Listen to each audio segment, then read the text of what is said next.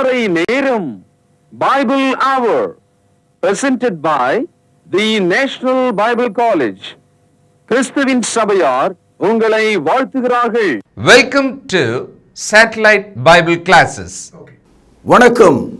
தேசிய வேதாகம கல்லூரி மாணவ கண்மணிகளே, தோழர்களே, அருமை பெற்றோரே, உலகளாவிய என் தமிழ் சொந்தங்களே, உங்கள் அனைவருக்கும் நெஞ்சார்ந்த புதிய நாள் வாழ்த்துக்கள். இந்த நாட்களில் ஒரு புதிய தொடராக நாம் ஏற்கனவே படித்த கொரிந்தியருக்கு எழுதிய முதலாவது நிருபம் அது நிறைவு பெற்றது. பவுலடியார் அந்த கொரிந்திய மக்களுக்கு இன்னொரு கடிதத்தை எழுதுகிறார். இது 2 கொரிந்தியர் என்று நாம் படிக்கிறோம். அன்பு சகோதரர்களே, கடிதத்தின் மேலே கடிதம் எழுதுகிறார்கள் என்று சொன்னால் அதில் அதிக அக்கறை இருக்கிறத நம்ம பார்க்குறோம். சில சமயங்களில் நம்முடைய வீடுகளில் ஏதோ கோபத்தில் இருக்கிற அப்பா நம்மை அடித்து துவைத்து பிறகு அவரே மனம் கொஞ்சம் மாறி அதிகமாக பையனை அடித்து விட்டோம், திட்டி விட்டோம் என்று சொல்லி காலையில் பரிவாக பேசுவதையும் தலையை தடவி கொடுப்பதையும், சரி சரி இனிமேல் ஒழுங்காக நடந்து கொள் என்று ஒரு நுட்பமான முறையில் புத்தியை சொல்வதையும் நம்ம எல்லாரும் அனுபவிச்சிருக்கோம். இது தகப்பனாருடைய பரிவு, ஃபாதர்ஸ் டெண்டர் ஹார்ட். இது தகப்பனுடைய அன்புடைய ஒரு இருதயத்தின் வெளிப்பாடு. இது 2 கொரிந்தியர் எழுதிய நோக்கம் என்ன அப்படின்னு நீங்கள் கேட்டிங்கன்னா, முதலாவது கொரிந்தியருக்கு எழுதிய நிருபத்தில் ஏகப்பட்ட பிரச்சனைகள், ஏகப்பட்ட குறைவுகள், ஏகப்பட்ட தவறான கருத்துகள் அவர்கள் மத்தியில் இருந்ததுனால அதெல்லாம் தவறு என்று சொல்லி கண்டித்து, இது பேய்தனத்துக்கு அடுத்தது, நீங்கள் பால் குடிக்கிற குழந்தைகளைப் போல் இருக்கிறீர்கள், உங்களுக்குள்ளே பிரிவினைகள் இருக்கிறது, உங்களுக்குள்ளே ஆண் பெண் பேதங்கள் இருக்கிறது, உங்களுக்குள்ளே விக்கிரக வழிபாடுகள் இருக்கிறது, நீங்கள் தவறாக கர்த்தருடைய பந்தியை புரிந்து கொண்டிருக்கிறீர்கள், மரித்தோரின் உயிர்த்தெழுதலை குறித்து தவறாக யோசிக்கிறீர்கள் என்றெல்லாம் அந்த 16 அதிகாரங்கள் அடங்கிய 1 கொரிந்தியரில் சாடுவதை நாம் பார்க்கிறோம். அதையெல்லாம் வாங்கி படித்த அந்த கொரிந்திய மக்கள், நாங்கள் இப்படி தான் இருப்போம், நாங்கள் அடங்க மாட்டோம், எங்கள் வழி சரியான வழி, பவுல் யார் எங்களுக்கு இதையெல்லாம் சொல்வதற்கு, இப்படியெல்லாம் அவங்க யோசிக்கலை. ஆனால் இன்றைக்கு கிறிஸ்தவ மார்க்கத்தை விட்டு வெளியே போன மதங்கள், எல்லா மதங்களில் இருக்கிற கிறிஸ்தவர்களும் அடங்காத ஒரு மக்களைப் போல, நீ யார் எனக்கு அதை சொல்வதற்கு, குறிப்பாக ஒரு பக்கம் கத்தோலிக்கம், அதுக்கு பிறகு புராட்டஸ்டன்ட் சமயங்கள், மூன்றாவதாக பெந்தெகோஸ்தே அமைப்புகள். இந்த பெந்தெகோஸ்தே அமைப்புகள் பைபிளை நம்புகிற மக்கள் தான், பரிசுத்த ஆவியை நேசிக்கிறவர்கள். ஆனால் அவர்களுடைய தவறுகளை அவர்களால் புரிந்து கொள்ள முடியாது. அதற்கான வீம்பு, பெருமை, அதை நம்புகிற ஒரு குணம் அவர்களுக்குள்ளே வந்துவிட்டது. they were deeply rooted to believe false teaching. இன்னைக்கு கிறிஸ்தவத்தில் பெரிய பிரிவுகள் அதிகமாக எங்கே இருக்கிறது என்று நீங்கள் பார்த்தீங்கன்னா பெந்தெகோஸ்தே அமைப்புகளில் தான். ஏன்னா அவங்களுக்கு ஒரு நிலையான போதனையோ நிலையான ஒரு உலகளாவிய பார்வையோ கிடையாது. அவர்கள் மத்தியில் ஒவ்வொருவரும் தாங்கள் கடவுளுடைய வழியில் நடப்பதாகவும் தங்கள் கையில் உள்ள பைபிள் படி நடக்கிறதாகவும் ஒரு எண்ணம் வளர்ந்து விட்டது. அவர்கள் திரும்பி வேதத்தை படிப்பதும் வேதத்தோடு பொருத்தி அதை பார்ப்பதும் கிடையாது. 1 கொரிந்தியரில் எழுதிய அத்தனை குற்றச்சாட்டுகளையும் அதே கொரிந்திய மக்கள் எப்படி பார்க்கிறார்கள் என்பதையும், அதை அவர்கள் விளங்கி கொண்டார்கள் என்பதையும், அவர்கள் கர்த்தரிடத்திலே கீழ்ப்படிந்தார்கள், மனம் திரும்பினார்கள் என்பதையும் புரிந்து கொண்டு மக்கதோனிய நாட்டிலிருந்து 56வது வருஷம் இந்த 2 கொரிந்தியர் நிருபத்தை பவுலடியார் எழுதியிருக்கிறார். இந்த புத்தகத்தில் அந்த மக்களுக்கு ஒரு அற்புதமான சொல்லோடு அவர் தொடங்குகிறார். இப்போது நம்ம வீட்டில் இருக்கிற குழந்தைகளை அவங்க செய்த தவறுக்காக அடித்து விட்டாலும், அவர்களை தண்டித்தாலும், அவர்களை காரி உமிழ்ந்து விட்டாலும், அடுத்த நாள் பாசத்தோடு அவர்களை அணைத்துக் கொள்கிறோம். அவர்கள் நம்முடைய பிள்ளைகள். அவர்கள் எங்கே போவார்கள்? நம்முடைய அன்புக்காக அவர்கள் ஏங்குகிறார்கள். ஆகவே என்ன சொல்கிறார்? 2 கொரிந்தியர் 1வது அதிகாரம் 3வது வசனம், நமது கர்த்தராகிய இயேசு கிறிஸ்துவின் பிதாவாகிய தேவனும் இரக்கங்களின் பிதாவும், பேனால் அடிக்கோட்டிடுங்கள், சகலவிதமான ஆறுதலின் தேவனுமாயிருக்கிறவருக்கு ஸ்தோத்திரம். தேவன் நமக்கு ஆறுதலை செய்யக்கூடியவர். God is a God of comfort. எல்லா ஆறுதலையும் தேவனால் கொடுக்க முடியும். சகோதரர்களே, ஒரு பெரிய மேசையின் மேலே பலவிதமான கண்ணாடி பாத்திரங்களை வைத்துக் கொள்ளுங்கள். ஒரு டம்ளர், ஒரு கூஜா, ஒரு தட்டு, ஏதோ ஒரு வகையான மற்ற பாத்திரம். நீங்கள் தண்ணி ஊற்றுனீங்கன்னா எல்லாத்துலேயும் அந்த பாத்திரங்கள் எப்படி இருக்கிறதோ அதை போலவே அந்த தண்ணீரும் வந்து நிற்கும். ஏன்னா தண்ணீர் நிரம்பின உடனே, இப்போ கிளாஸ்னால் கிளாஸ் மாதிரி தண்ணி நிற்கும், கூஜானா கூஜா மாதிரி தண்ணீர் அங்கே நிற்கும். எவ்வளோ ஊற்றினாலும் அந்த பாத்திரத்தினுடைய உருவை அது பெற்று விடுகிறது. அது மாதிரி தேவன் ஒவ்வொரு மனிதனுக்கும் அவனுடைய தேவைக்கு தக்கதாக, அவனுடைய மனம் திரும்புதலுக்கு தக்கதாக, அவனுடைய குற்றத்துக்கு தக்கதாக, அவனுடைய வாழ்க்கைக்கு தக்கதாக சகல விதமான ஆறுதலை அவனுக்கு அளிக்கிறார். அவர் நம்மை உண்டாக்கினவர், அவர் நம்முடைய தகப்பன். பிள்ளைகளை கண்டிக்காத பெற்றோர்கள் யாராவது இருக்கிறார்களா? ஒருவரும் இல்லை. ஆகவே பவுலடியார் சொல்கிறார், 2 கொரிந்தியர் 1வது அதிகாரம் 13வது வசனம், ஏனென்றால் நீங்கள் வாசித்தும் ஒத்துக்கொண்டும் இருக்கிற காரியங்களையே அன்றி வேறொன்றையும் நாங்கள் உங்களுக்கு எழுதவில்லை, முடிவு பரியந்தமும் அப்படியே ஒத்துக்கொள்வீர்கள் என்று நம்பியிருக்கிறேன். இந்த தொடர் உங்களுக்கு விளங்கும். 1 கொரிந்தியர் நிருபத்தில் எழுதினவைகளை கொரிந்து சபை மக்கள் வாசித்திருக்கிறார்கள். வாசித்த அந்த கருத்துக்களை அவர்கள் ஒத்துக்கொண்டார்கள். அதாவது அது சரிதான், நாம் அப்படிதான் நடக்க வேண்டும், பவுல் எழுதின சத்தியங்கள் நியாயமானது, நீங்கள் அப்படி செய்வதற்காக தேவனுக்கு ஸ்தோத்திரம். 2 கொரிந்தியர் 7வது அதிகாரம் 10வது வசனம், தேவனுக்கு ஏற்ற துக்கம் பின்பு மனஸ்தாபப்படுவதற்கு இடமில்லாமல் ரட்சிப்புக்கு ஏதுவான மனம் திரும்புதலை உண்டாக்குகிறது, லௌகீக துக்கமோ மரணத்தை உண்டாக்குகிறது. 2 கொரிந்தியர் 7:10 நம்ம இதை படிக்கிறோம். இங்கே 2 வகையான சாரோஸ் அப்படின்னா துக்கம். துக்கம் என்பது மனதிலிருந்து புறப்பட்டு கண்கள் வழியாக வழிவது. கண்ணீர் ஆறாக பெருகும், உடல் நனையும், உடல் அசையும், மனம் வெடிக்கிற மாதிரி இருக்கும். காரணம், அந்த அளவுக்கு அந்த தவறை அவர்கள் உணர்கிறார்கள். உதாரணமாக, அன்புள்ள கணவனுக்கு விரோதமாக அவனுக்கு தெரியாமல் தவறான வாழ்க்கை செய்கிற பெண் அல்லது கணவன் தன்னுடைய பாவத்தை அவன் அறியும் போது, தன் மனைவிக்கு கொடுக்க வேண்டிய அன்பை அவன் மறைத்து விட்டதை அவன் உணரும் போது கண்ணீர் விடுகிறான், மனைவி கண்ணீர் விடுகிறாள். அதுபோல உலகத்தில் நாம் எத்தனையோ சம்பவங்களை விரோதமாக நாம் செய்துவிட்டு பிறகு மனம் திரும்புவது வழக்கம்தான். இந்த இடத்துல 2 வகையான மனஸ்தாபம். மனஸ்தாபம் என்ற வார்த்தை தமிழ் கிடையாது. அதாவது மனம் வருந்துதல் என்றுதான் அதனுடைய பொருள். அதாவது நெஞ்சு மேலே குத்திக்கிட்டு அழுவாங்க, ஐயோ என்று புலம்புவாங்க, தப்பு பண்ணிட்டேன் அப்படின்னு அழுவாங்க. இங்கே பரிசுத்த ஆவியானவர் தப்பு பண்ணிட்டேன், தவறு பண்ணிட்டேன், நான் செய்தது தவறு என்று நெஞ்சில் அடித்து அழுகிற ஒரு மனிதனை பார்த்து சொல்கிறாரு, நீ விடுகிற கண்ணீர் இருக்கிறது அது லௌகீகமான கண்ணீரா தேவனுக்கு ஏற்ற கண்ணீரான்னு பிரிச்சு பாருன்னு கேட்கிறார். You are shedding tears, you are repented, and you cry now.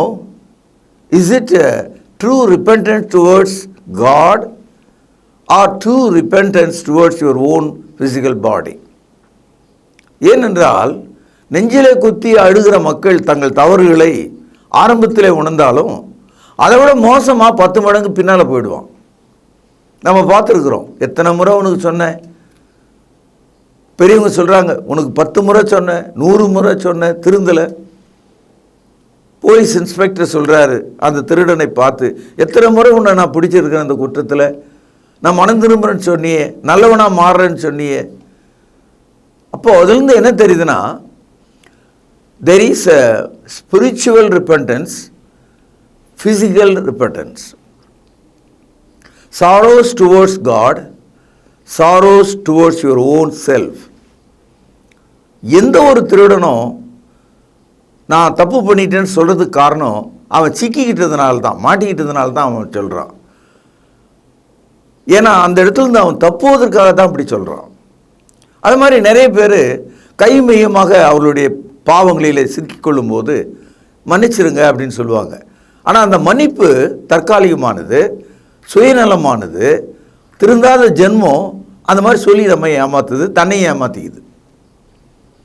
நீங்கள் இந்த வசனத்தை நன்றாக கவனிக்கணும். அதாவது என்ன சொல்கிறாரு, தேவனுக்கு ஏற்ற துக்கம், அதாவது மனம் திரும்புதலாகி அந்த கண்ணீர், பின்பு மனஸ்தாபப்படுவதற்கு இடமில்லாமல் ரட்சிப்புக்கு ஏதுவாக இருக்கிறது. உண்மையான தேவனை நோக்கி மனம் திரும்புகிற மனிதன் அவனுடைய ரட்சிப்பு பாதிக்காதபடிக்கு அது செய்கிறதாம். லௌகீக துக்கம் அப்படின்னா உலகத்துக்குரிய, மாம்சத்துக்குரிய, உடலுக்குரிய ஏமாற்றுகிற துக்கம், தற்காலிக துக்கம், அது பயனற்றது. நம்முடைய வாழ்க்கையில் எத்தனை முறை இந்த மாதிரி நம்ம செய்திருக்கிறோம்.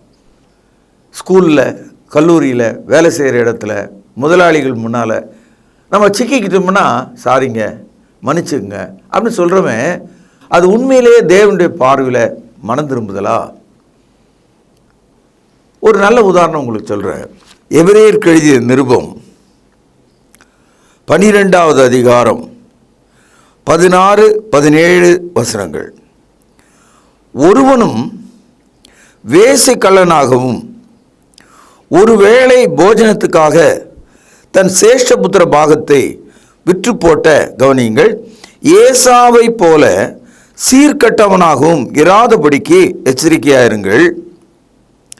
ஏனென்றால் பிற்பாடு அவன் ஆசீர்வாதத்தை சுதந்திரித்துக் கொள்ள விரும்பியும் ஆகாதவன் என்று தள்ளப்பட்டதை அறிவீர்கள்.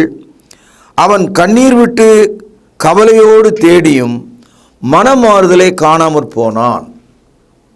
இந்த வசனத்தை நன்றாக புரிந்து கொள்ளணும். ஆதியாகம காலத்தில் ஈசாக்கினுடைய 2 பிள்ளைகள், ஏசா, யாக்கோபு. இந்த யாக்கோபு இளையவன். ஒரு நாள் அவன் பயிற்றம் கூழை வீட்டிலே சமைத்து கொண்டிருந்தான். வாசனையாக இருந்தது. மூக்கை அது துளைத்தது. அதை சாப்பிட வேண்டும் என்பது போல இருந்தது. அண்ணன் ஏசா வேட்டையாடி வேட்டையில் வெற்றி பெறாமல் வெறுங்கையோடு காட்டிலிருந்து திரும்பி வந்தான். அவனுக்கு மிகவும் களைப்பு. காரணம், மிருகங்களின் பின்னால் ஓடி ஓடி ஓடி அவன் மிகவும் களைத்து போனான். அவன் நேராக வந்து உட்கார்ந்து தம்பி காய்ச்சி கொண்டிருக்கிற, சமைத்து கொண்டிருக்கிற அந்த பயிற்றங்கூழை பார்த்து, இதில் கொஞ்சம் கொடு அப்படின்னு அவன் கேட்டான். அதுக்கு தம்பி என்ன சொல்கிறாரு, இது பாரு, நீ இந்த வீட்டுக்கு அண்ணன், நான் தம்பி இல்லையா, உன்னுடைய உரிமையை, அண்ணன் என்ற அந்த ஸ்தானத்தை எனக்கு நீ கொடுத்தினா உனக்கு இந்த கூடை தருகிறேன் என்று அவன் சொன்னான். நீங்கள் ஒன்றை விளங்கணும், ஆதியாகம காலத்தில் தேவன் மனிதர்களோடு கொண்ட உறவு ஒரு குடும்பத்தினுடைய தலைவன் வழியாக தமது வார்த்தைகளை வெளிப்படுத்தி கொண்டு வந்த காலம் அது. அதாவது ஆதியாகமம் முழுவதும், அதாவது 2500 ஆண்டு காலம் God spoke through the head of the family. அதனால தான் ஆங்கிலத்தில் patriarchal age, தமிழில் அதாவது குடும்ப தலைவர்களின் காலம் என்று நாம் அதை அழைக்கிறோம். இப்போ நோவோடு பேசினார், நோவனுடைய பிள்ளைகளோடு அவர் பேசலை. அது மாதிரி யாக்கோபோடு தேவன் பேச வேண்டும் என்று அவனுக்கு ஒரு விருப்பம். ஆனால் அவன் 2வது பிள்ளையாக இருக்கான். மூத்த சகோதரனிடத்தில் கடவுள் பேசக்கூடும். ஆனால் அந்த மூத்த சகோதரனுக்கு கடவுளுடைய மனிதனாக வாழ்வதோ கடவுளுடைய வார்த்தையை கேட்பதோ அவனுக்கு ஒன்றும் பிரியமா இல்லை. ஆகவே யாக்கோபு இந்த கூழ் உனக்கு வேணும்னு சொன்னான். உன்னுடைய சேஷ்ட புத்திர பாகம், தமிழில் சேஷ்ட புத்திர பாகனா முதல் பிள்ளைக்குரிய ஆசீர்வாதம் எனக்கு நீ கொடுத்துருன்னு சொன்னான். ஒன்றும் பெரிய விஷயம் இல்லை அது. ஆகவே ஏசா என்ன நினச்சான், இது இணையாது, நீ இருந்துட்டு போ, வச்சுக்க எல்லாத்தையும், நான் இப்போ சாவர மாதிரி இருக்கேன், முதல்ல அதை கொடு. இப்போது ஏசா தன்னுடைய உடலை பார்க்குறான், அது சாகும் நிலையில் இருக்கிறதாக பார்க்குறான். கடவுளுடைய வார்த்தை, கடவுளுடைய அதிகாரம், அவருடைய வல்லமையை அவன் நினச்சே பார்க்கல, எடுத்துக்கான்னு சொல்லிட்டான். அந்த காலத்துலலாம் பத்திரம்லாம் எழுதுறது கிடையாது, வாய் வார்த்தை தான். ஏசா தன்னுடைய சேஷ்ட புத்திர பாகத்தை வெறும் வார்த்தையினாலே விற்றுவிட்டான். இந்த சம்பவம் நடந்து ஏறக்குறைய 4000 ஆண்டுகளுக்கு பிறகு எபிரேயர் என்ற இந்த புத்தகத்தில் பரிசுத்த ஆவியானவர் நீங்களும் நானும் படிப்பதற்காக இதை எழுதி கொடுத்திருக்கிறார்.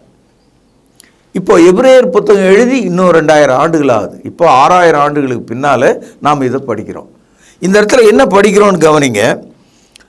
16வது வசனம், ஒருவனும் வேசி கள்ளனாகவும் ஒருவேளை போஜனத்துக்காக தன் சேஷபுத்திர பாகத்தை விற்று போட்ட, கவனிங்கள், ஏசாவை போல, ஒரு உதாரணம், சீர்கட்டவனாகவும் இராதபடிக்கு எச்சரிக்கையாக இருங்கள்.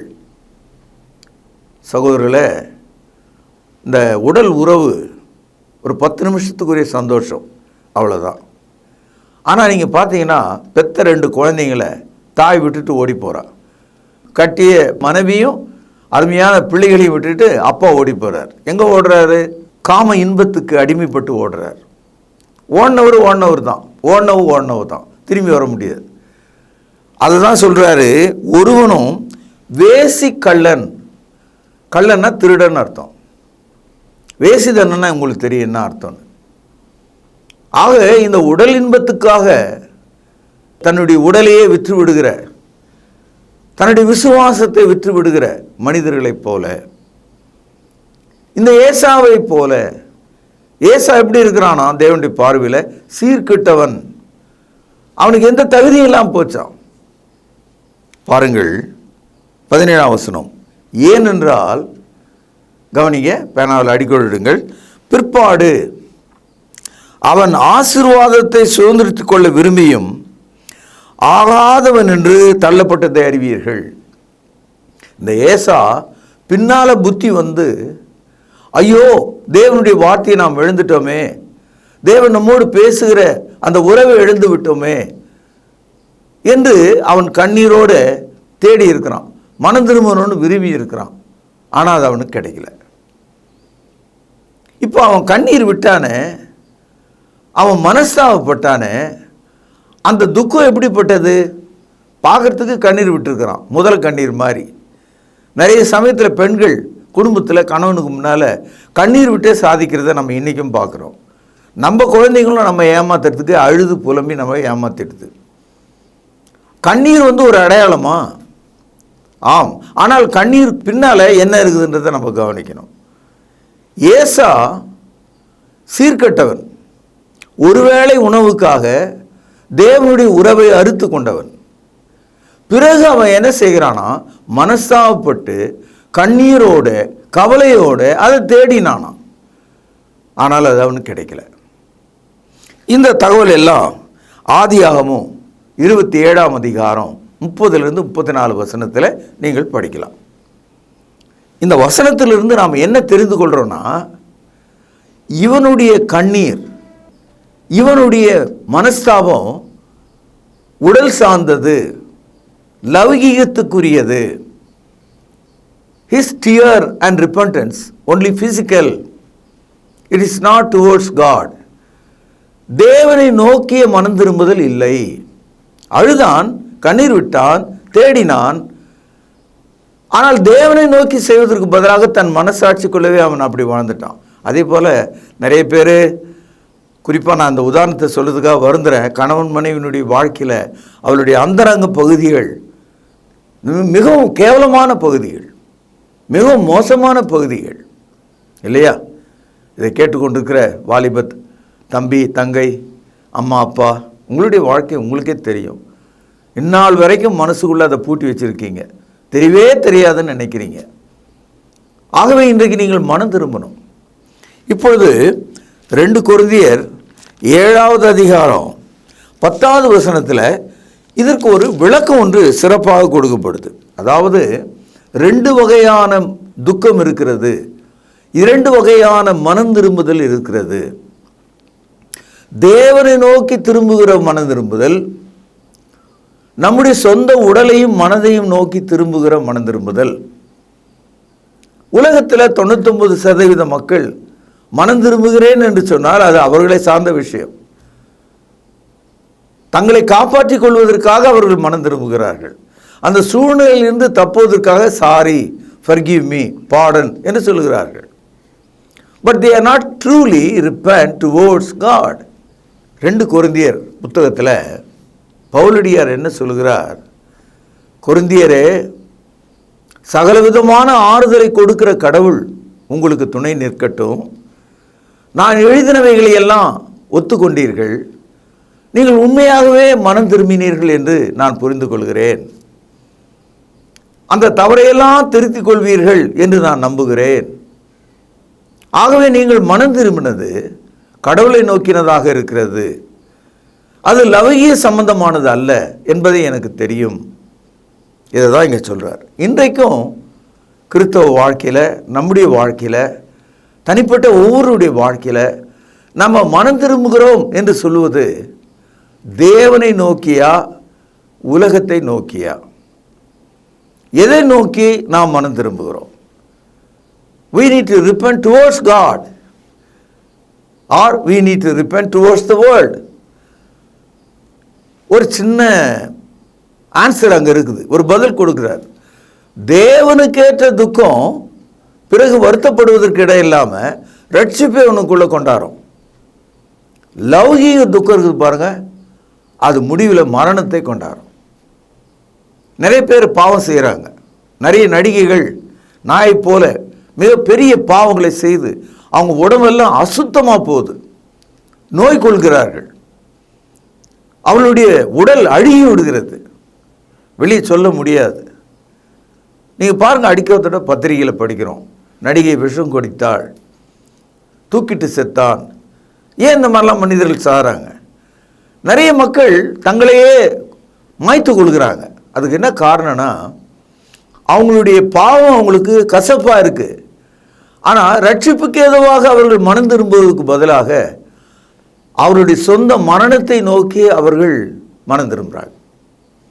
அதனால தான் மனிதர்கள் தூக்கிட்டு சாகிறார்கள், ரயில் முன்னாலே பாய்கிறார்கள், கிணற்றிலே குதிக்கிறார்கள், தங்களையே அவர்கள் மாய்த்து கொள்கிறார்கள். அது லௌகீக துக்கம். That is physical repentance. It forces you to kill yourself. When you truly repent towards God, it heals you and blesses you with salvation. உண்மையான மனம் திரும்புதல் பின்பு மனஸ்தாபப்படுவதற்கு இடமில்லாமல் அவனுக்கு ரட்சிப்பை உண்டாக்குகிறது. என் அன்பு சகோதரர்களே, லூக்கா 19ஆம் அதிகாரத்தில் சகை என்ற ஒரு மனிதனை குறித்து நாம் படிக்கிறோம். முதல் 10 வசனத்தில் இந்த சகை என்ற மனிதன் கிறிஸ்துவை நோக்கி அவன் தன்னுடைய மனம் திரும்புதலை காண்பித்தான். இயேசுவை சந்தித்தான், அவரை அவருடைய வீட்டுக்கு அழைத்து சென்றான், அவனுடைய வீட்டை அவன் காண்பித்தான், அதில் உள்ள பொருளையெல்லாம் காண்பித்தான். இதில் இருக்கிறதுல பாதியை ஏழைகளுக்கு நான் கொடுத்து விடுகிறேன், மீதியை நான் எவனிடத்திலாவது தவறாக வாங்கியிருந்தால் 4-5 மடங்குகளாக திருப்பி கொடுத்து விடுகிறேன் எனக்கு ஒன்றுமே தேவையில்லை, எனக்கு தேவன் தேவை, எனக்கு உமது அன்பு தேவை, எனக்கு ரட்சிப்பு தேவை என்று நின்றான். இதுதான் அந்த 10 வசனத்தில் நாம் படிக்கிற சுருக்கம். அப்பொழுது இயேசு சொன்னார், இவனும் ஆபிரகாமுக்கு குமாரனாயிருக்கிறானே, இந்த வீட்டுக்கு ரட்சிப்பு வந்தது என்று சொன்னார். அப்படியானால் repentance or sorrow towards God make you to change your life. அதாவது தேவனை நோக்கி மனம் திரும்புகிற உண்மையான துக்கம் நம்முடைய வாழ்க்கையின் பரிமாணங்களை மாற்றக்கூடியதாக இருக்கிறது. எல்லா தவறையும் செய்துட்டு, எல்லா அக்கிரமத்தையும் வீட்டில் வச்சுக்கிட்டு, எல்லா அநியாயத்தையும் வீட்டுக்குள்ளே சுரங்கத்தில் வச்சுக்கிட்டு நான் மனம் திரும்புகிறேன்னா எப்படி? அது கோடான கோடி சொத்துக்களை வைத்திருக்கிற மக்கள் மனம் திரும்புகிறேன் என்று சொல்லி அரசாங்கத்துக்கு முன்னாலேயும் அதிகாரிகளுக்கு முன்னாலும் முட்டிக்கால் போடுவார், அதோடு முடிச்சிடலான்னு நினைப்பார். ஆனால் இது வரைக்கும் சேர்த்தவைகளையெல்லாம் அவன் கொடுத்துடணும் இல்லையா? கொடுக்க மாட்டாங்க. அதுதான் ஃபிசிக்கல் ரிப்பெண்டன்ஸ், கொடுக்கவே மாட்டாங்க. அதிகாரத்துக்கு முன்னால் தப்புறதுக்கான ஒரு வழியை தான் அவன் பார்ப்பான். அது மாதிரியே தான் இருக்குது லௌகீக மனம் திரும்புதல். அது துக்கத்தையும் மரணத்தையும் உங்களுக்கு உண்டாக்கும். ஜீவனுக்கு ஏதுவான தேவனுக்கு முன்பான மனம் திரும்புதல் வருத்தப்படுவதற்கு இடம் இல்லாமல் உங்களுக்கு ரட்சிப்பை உண்டாக்கும். கொரிந்தியர்களே, நான் எழுதின முதல் கடிதத்தின் குறைகளையெல்லாம் நீங்கள் மனம் திரும்பி நீங்கள் துக்கப்பட்டதனால அது உங்களுக்கு ரட்சிப்பாக இப்பொழுது இருக்கிறது. இந்த பரிமாணத்தை புரிந்து கொள்ள பரிசுத்த ஆவி உங்களுக்கு உதவி செய்யட்டும் என்று சொல்லி இந்த தொடரினுடைய முதல் அதிகாரத்தை நாளை நாம் சந்தித்து படிக்கலாம். பிரார்த்தனை செய்வோம். பரலோகத்திலே வாசமாயிருக்கிற அற்புதமான தகப்பனே, அதிகாலையிலே என்னை தேடுகிறவன் கண்டடைவான். உமது வசனங்களை வாசிக்கிறதும் கேட்கிறதும் கை கொள்கிறவனும் பாக்கியவான் என்று வெளிப்படுத்தல் 1 அதிகாரம் 3 வசனத்திலே படிக்கிறோமே. இதோ உமது வார்த்தைகள் ஆண்டவரே தேனிலும் தேன் கூட்டிலிருந்து விழுகும் தெளிதேனிலும் சுவையுள்ளதாக இருக்கிறதுக்காக மற்றுதிக்கிறேன். மிகவும் பரிசுத்த நிறைந்த தகப்பனே, தேவனுக்கேற்ற துக்கம் பின்பு மனஸ்தாபப்படுவதற்கு இடமில்லாமல் ரட்சிப்பை உண்டாக்குறது என்றும் லௌகீக துக்கம் மரணத்தை உண்டாக்குறது என்றும் நன்றாக நாங்கள் புரிந்து கொண்டோம். உமது நித்திய வழியில் நடக்குங்களை ஏவியறலும், எங்கள் ஜெபத்தை கேளும், எங்கள் பாவ குற்றங்களை மன்னியும். எங்கள் ஆண்டவரும் கர்த்தரும் இரட்சகருமா இருக்கிற இயேசுவின் நாமத்திலே ஜெபத்தை கேட்டருளும். பரிசுத்த நிறைந்த எங்கள் நல்ல பிதாவே, ஆமென்.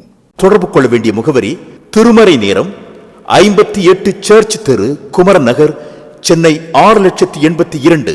செல்போன் 9385500882. கர்த்தாவே, தேவர்களில் உமக்குப்பானவர் யார்?